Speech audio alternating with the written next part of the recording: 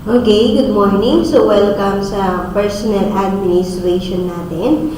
And we are now in our lesson 5, okay, for personal administration. And our lesson for lesson 5 is job analysis. So, papag-aralan natin ano ba ang job analysis. So, before we start, pakilabas yung mga modules ninyo if you have with you your modules, ayan, so that you can go along with our discussion for this topic, okay? Okay, going back sa job analysis natin. So, our objective for today is at the end of the lesson, you should be able to explain the process of job analysis that helps in identifying the worth of a specific job. And number 2, differentiate one job from another job by way of job analysis. Those are our objectives for this topic, job analysis. Okay? So, now, what is a job analysis? So, ano ba yung job analysis na sinasabi natin dito? So, dissecting a job in order to give a general description of its components, elements can be termed as a job analysis. So, i-dissect nila yung job.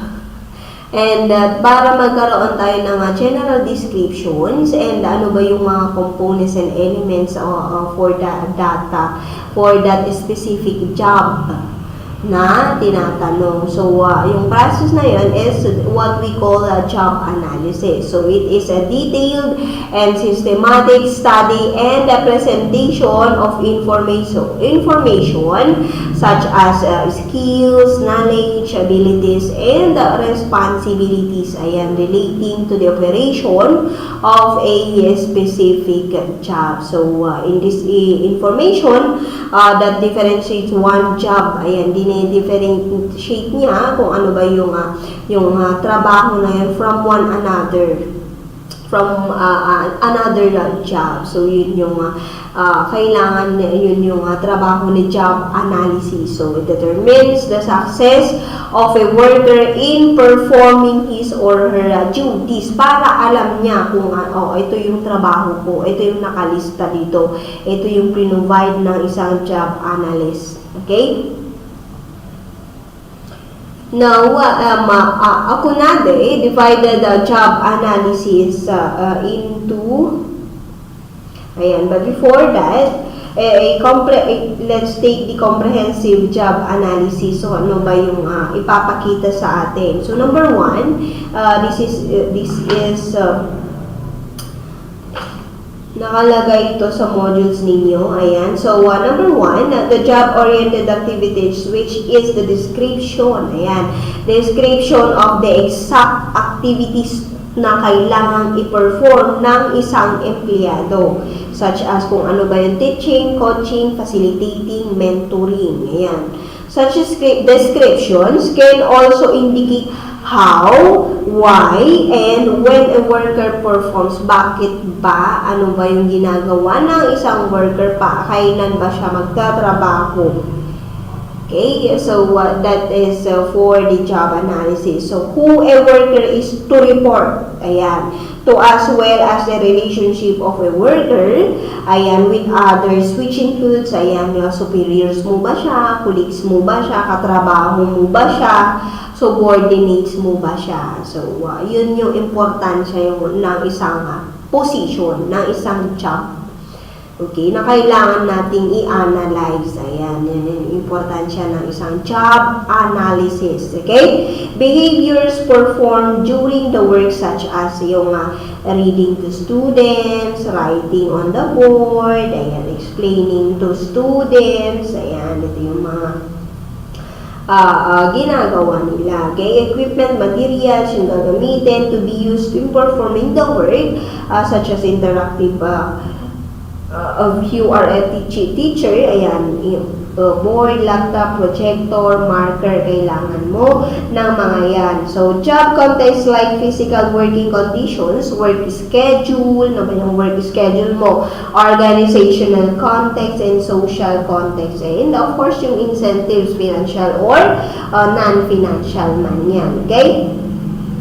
Next is the personal data related to the job such as yung technical skills, special training, and of course, work experience.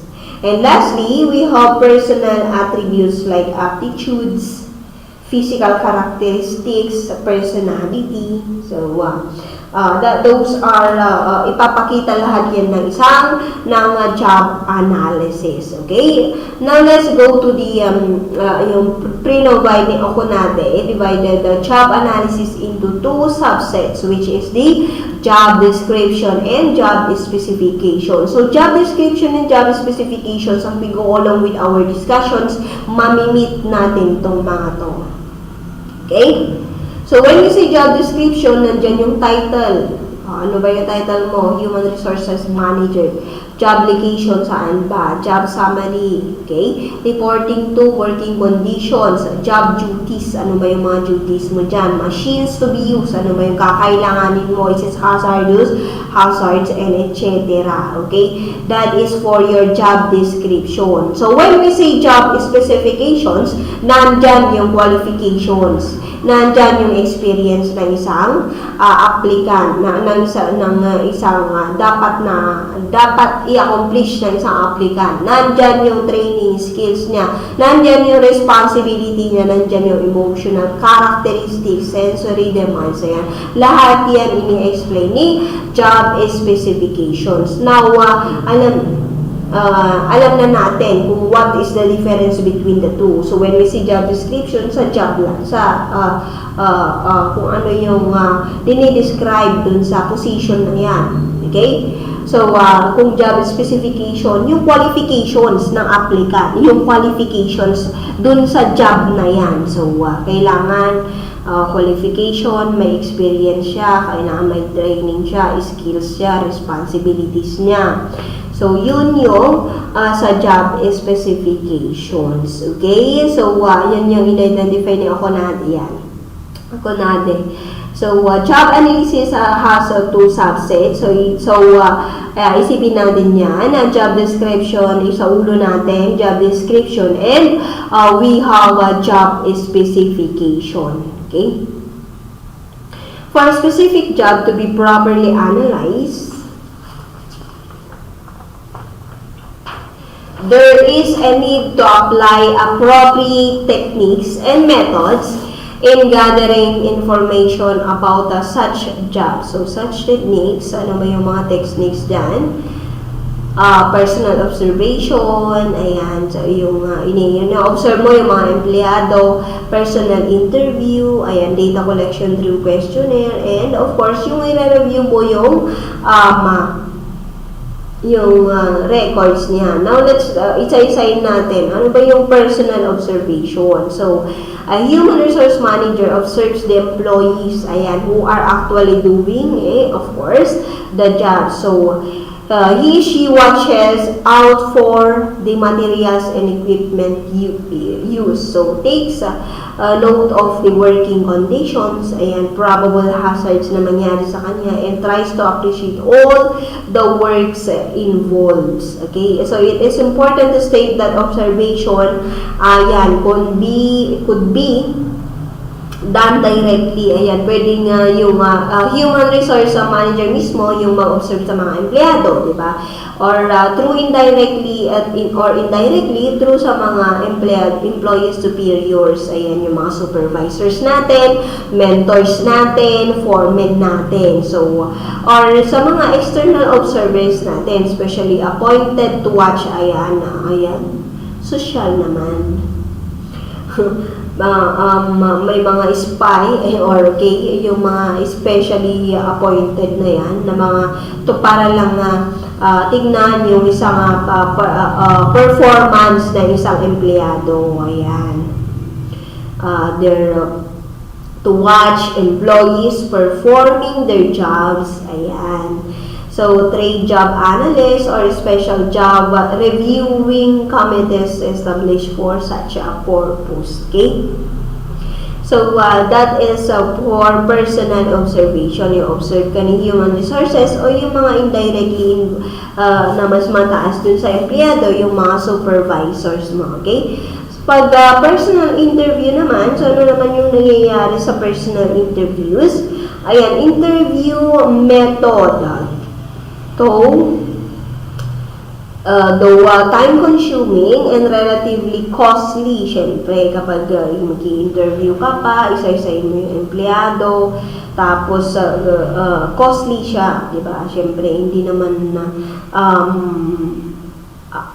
may magagasto, di ba? Could be used in place of observation. So, it can also be used to complement personal observation in the case where observation does not provide the human resource manager with, of course, sufficient information needed for analysis. Okay? So, interview, whether oral or written, structured or open-ended. So, kapag oral, yan, ayan, face-to-face. Kapag written, ayan, may sasagutan lang yung isang empleyado. Okay? Carried out with an employee or group of employee is the act of asking the employee certain questions, ayan, and answer obtained is recorded. Okay? So, kapag yung mga, syempre, yung mga sagot, you need to take noted. Ayan. Pero wag mo namang i-dismiss pag personal na yung sinabi mo, di ba? Personal information na yung sinabi ng isang empleyado, di ba? Baka mamaya chinichismis mo. So, asan yung privacy information na yung sinasabi nating privacy pinapangalagaan natin, di ba? Privacy of our clients or customers na pinapangalagaan natin. So, wala na. Kasi tinismis mo na. Or yung mga empleyado natin. Okay? Number 3 is data collection through questionnaire. So, may mag-upload ka ng questionnaire. Ayan, sasagutan nila. A questionnaire is a research instrument, which is usually divided into 3 parts. So, introduction, demographic variables, and research questions. Okay? It contains questions. It contains questions with the rating scale. So, yun yung mga nakakita naman na tayo, lahat naman na tayo nakakita siguro ng questionnaire. Okay? So, may mga scale dyan to elicit para malaman natin yung mga, makuha natin yung mga responses ng mga respondents for the purpose of finding answers, of course, to a certain research questions, okay? Or testing or set of a hypothesis. So, in gathering information for job analysis, questionnaires, whether structured or open-ended, are sent out to job holders for completion and are returned to the human resource manager for, and of course, analysis, interpretation, and presentation. So, why do we need to collect, bakit tayo nagko-collect ng data through questionnaires, diba? Para ma-extract natin and para maibagay natin sa human resources for i-analyze nila, interpret nila, i-present nila, and syempre para magkaroon ng feedback, magkaroon ng magandang to take kung kailangan ng corrective actions, why not, diba? So, yun yung silbi ng data collection through questionnaires. Okay?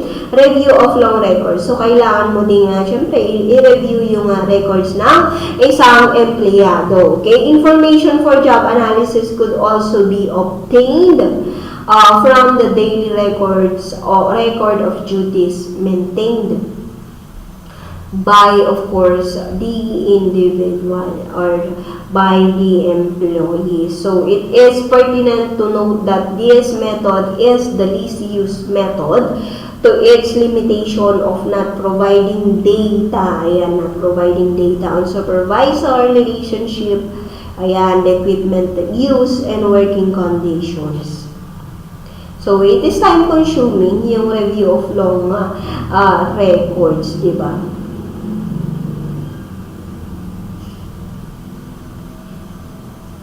So, that is for the techniques and methods of job of a certain about the job, about such a job. Okay.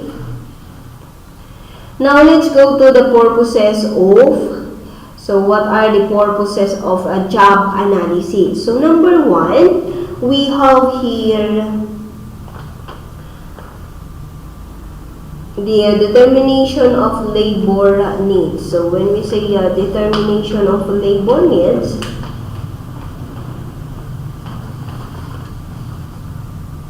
ayan, job analysis allows an organization to evaluate its labor needs and make adequate preparation for it, syempre. So, determination of labor needs. So, syempre,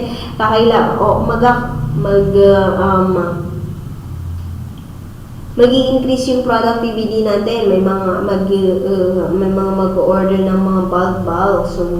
So kakailanganin natin ng mga workers in the future. So, that is a determination for labor needs. So, i-analyze na ni job analyst kung paano na nila i-address yung concern na yan, diba? So, it allows our organization to evaluate its labor needs and make adequate preparation for it. So, number 2 is recruitment and selection. So, magre-recruit na pag na-analyze na-forecast na nila or na-anticipate na nila that may mga mag-orders, lalaki yung order sa kanila, di ba? Siyempre, kailangan na nilang mag-recruit and mag-select ng right employee for the right job. Okay? So, the information made available through the job analysis forms the basis upon which an organization kapag mag-recruit siya, mag-select siya, paano niya i-place, i-train, i-transfers, and promotes empleyado, okay? Or promotes employees, okay? And number 3, wage and salary administration. So, syempre, alam naman natin yan. So, kapag in-analyze na natin yung job, na-analyze na natin yung job, ayan, mahirap yung trabaho na to. So, we need to give a certain amount or to increase the salary of this person because it is her work or his work is very difficult from the other position. So, yun. So, wage and salary administration, okay? Employee information such as yung mga previous experience na, yung educational qualifications, di ba? Siyempre, kapag master graduate yan or doctor sa graduate siya ng doctor niya, lawyer, engineer, alam natin na may license yung mga matataas, yung mga pinag-aralan, syempre, kailangan natin i-consider din yung salary niya, okay? Ayan.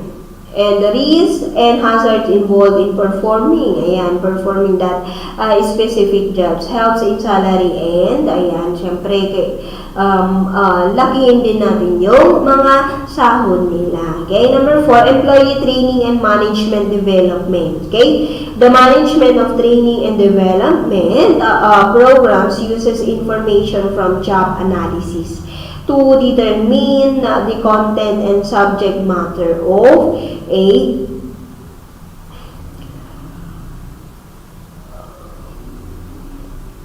training courses. Ayan, employee training and management development. So, it is very important. Ayan, yung isang purpose ng job analysis is to know, ayan, kung sino ba yung mga kakailangan ng training and development sa mga empleyado mo, di ba? So, it also helps in checking application information, so interviewing, weighing test results, and of course, checking references, okay?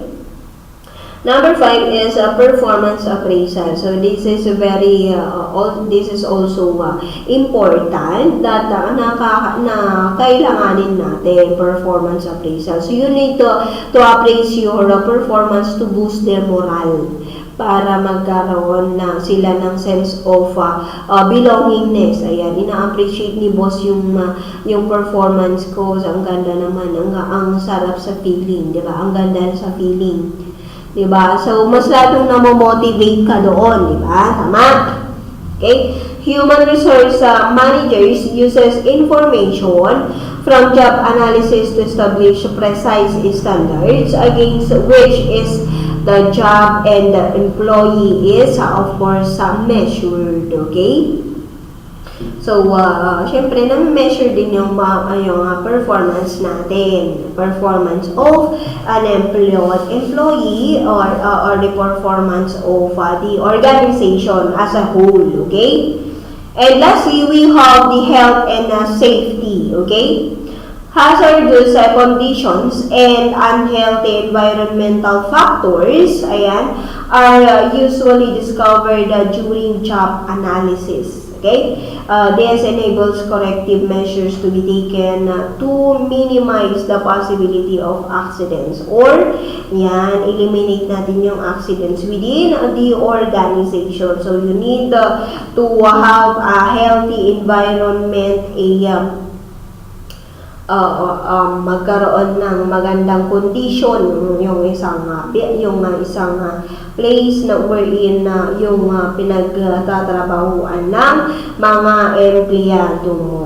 Okay, so that is for health and safety, and those are the purposes of job analysis.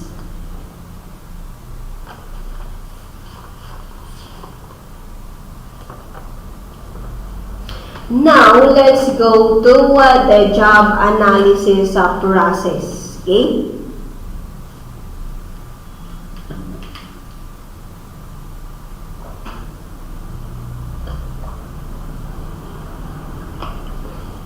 So, what are the job analysis process? Ayan. So, number 1, we have to identify the job analysis purpose. So, identification of job analysis purpose. So, any process is futile until its purpose is not identified. Purpose is not identified and not defined. So, kung walang purpose yung pag-analyze mo ng isang job, hindi mo siya na-identify, then it's useless, di ba? So therefore, the first step is in the process is to determine its needs and desired output. So kailangan ba? Kailangan ba talaga yan? So spending human efforts, energy as well as the money is useless until, of course, HR manager don't know why data is to be collected and what is to be done with it. Okay? So, you need to identify the job analysis, the identification of job analysis purpose. So, ano ba yung you need to identify what is the purpose of that. Okay? So, number 2, who will conduct the job analysis? So, sino yung magkakandak? Okay? Na-identify mo na yung purpose niya. Sino yung magkakandak dyan? So, the second, the most important step in the process of job analysis is to decide who will conduct it. Okay?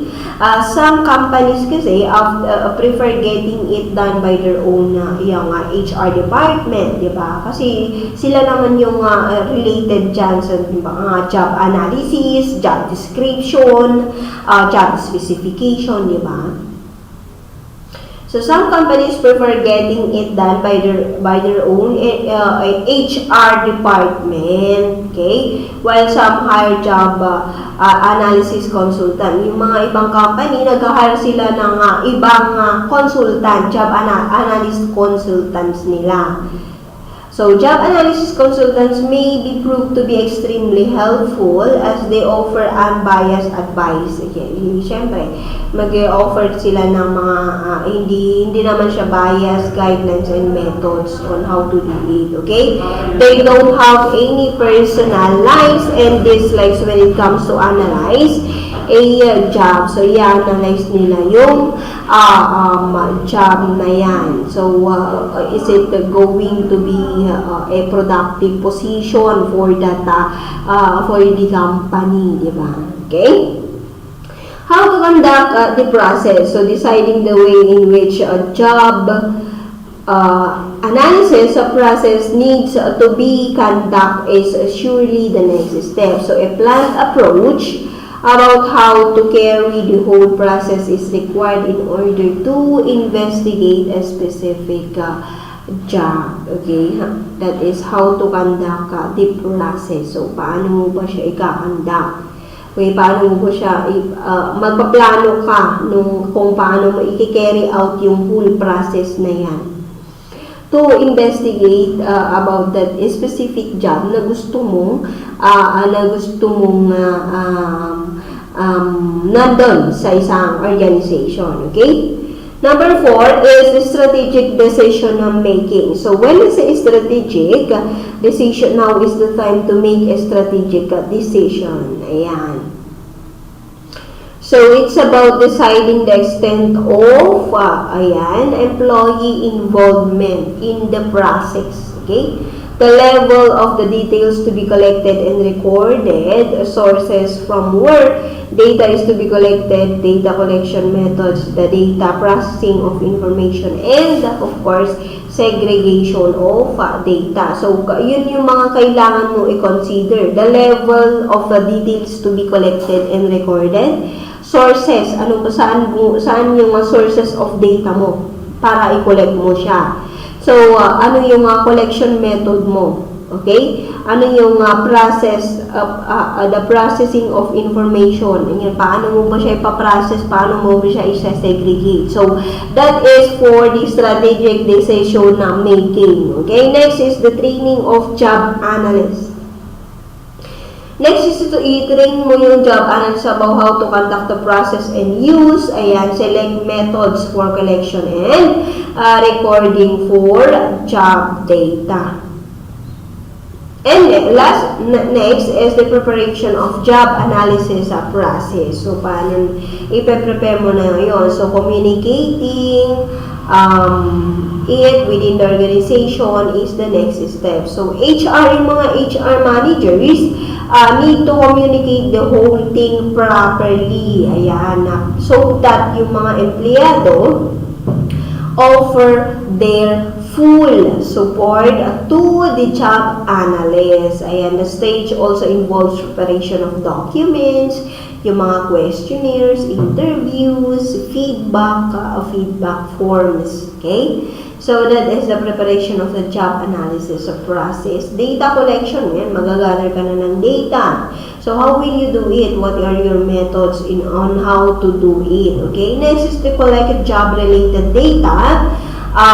That includes educational qualification of employees, skills, yung mga abilities niya, required to perform the job, working conditions, job activities, reporting hierarchy, required human traits. Ayan yung mga and of course responsibilities involved and employee behavior. Okay? Number 8 is documentation verification. Yan, i-document mo na siya, verify mo na siya, i-review mo na siya. How is the authenticity of the data collected? Again, and then i-review mo. So, the final information that is used to describe a specific job. So, paano na yung job na yan? Okay?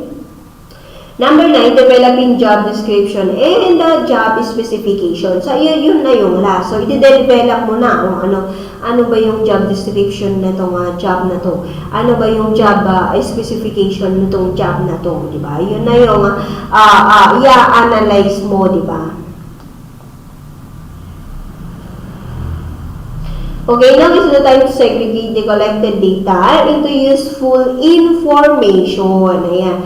Job description describes the roles. Ayan. So, yung pinagkaiba na natin kanina, roles, kanina. Diba? Yung na-explain na natin kanina. So, kapag job description describes the roles, activities, duties, and responsibilities of the job, while job specification, yung statement of educational qualification niya, sino ba siya, graduate ba siya ng CREM, graduate ba siya ng engineering, graduate ba siya ng BISOA, graduate ba siya ng IT. So, we are looking now for a civil engineer. O yan. Kakikita ka lang kanina nag-post yung page ng KSU, kailangan nila ng system analysis. Ayan, dalawa. Okay? Yung mga qualifications niya, of course, should be a statistician. Ayan. Graduate siya ng civil engineering. Pwede rin ng business, BS Math. Ayan. So, yun yung job specific description niya. Ay, qualifications niya. I mean, job specifications. Yung educational qualifications niya, experience niya. Okay? So, that is for the developing description, job description, and job specification. Okay? We reach now the end of our topic, and I will play a video about the job analysis for us to understand fully what is job analysis. Okay?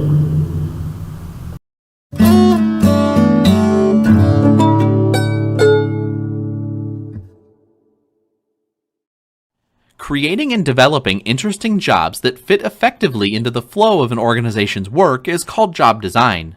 The more narrow focus of job analysis involves using a formal system to gather information about what people actually do in their jobs.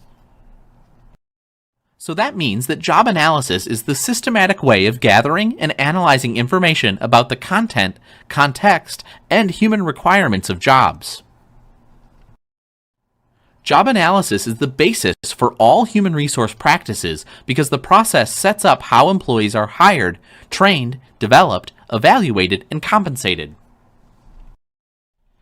Information from job analysis can be helpful in making a distinction among jobs, including the following: work activities and behaviors, interactions with others, performance standards, financial and budgeting impact, machines and equipment used, working conditions, supervision given and received, and knowledge, skills, and abilities needed. To be successful, job analysis requires a high degree of coordination and cooperation between the human resource unit and operating managers. And assigning responsibility for job analysis depends on who can best perform various parts of the process. Different types of job analysis can be used to secure information about jobs. The most traditional and widely used method is a task-based job analysis. However, some organizations have emphasized the need for a competency-based approach. Task-based job analysis is the most common type and focuses on the components and characteristics of work embedded within a job. A task is a distinct, identifiable work activity comprised of motions that employees perform, whereas a duty is a larger segment comprised of several tasks that are performed by individuals. Responsibilities are the obligations that individuals have to perform certain tasks and duties within a job. Therefore, the overall goal of task-based job analysis is to identify all of the tasks, duties, and responsibilities that are part of a job. Unlike the traditional task-based approach to analyzing jobs, the competency approach considers how knowledge and skills are used. Competencies are the individual capabilities that can be linked to enhanced performance by individuals or teams. The competency approach to job analysis focuses on identifying the key individual characteristics that make employees successful on the job. And unlike task-based approaches to job analysis, one of the main purposes is to influence future job performance. As such, the competency approach may be more broadly focused on behaviors rather than just tasks, duties, and responsibilities. The decision about whether to use a task-based or competency-based approach to job analysis is affected by the nature of jobs. However, task-based analysis is likely to remain more widely used because it's more defensible legally.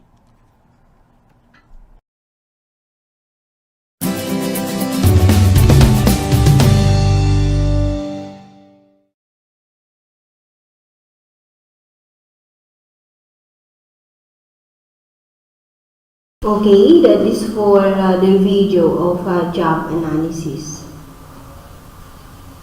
Now, let's go to your requirements for this lesson.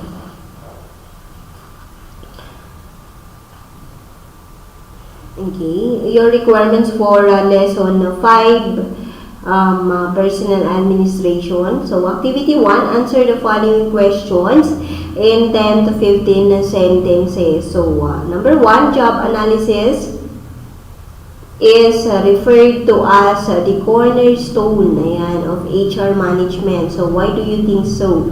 Number 2, what method of job analysis do you think would be most applicable for jobs in a food chain or a mall or department store? So, number 3, explain in your own words the purpose of job analysis in an organization. And of course, we have the activity to identify the following. So, identify nyo lang yan, that is 10 points, 1 to 10. Okay? So, these are your activity or your requirements for lesson 5. So, if you have any questions regarding our topics, feel free to message me on Messenger. Okay?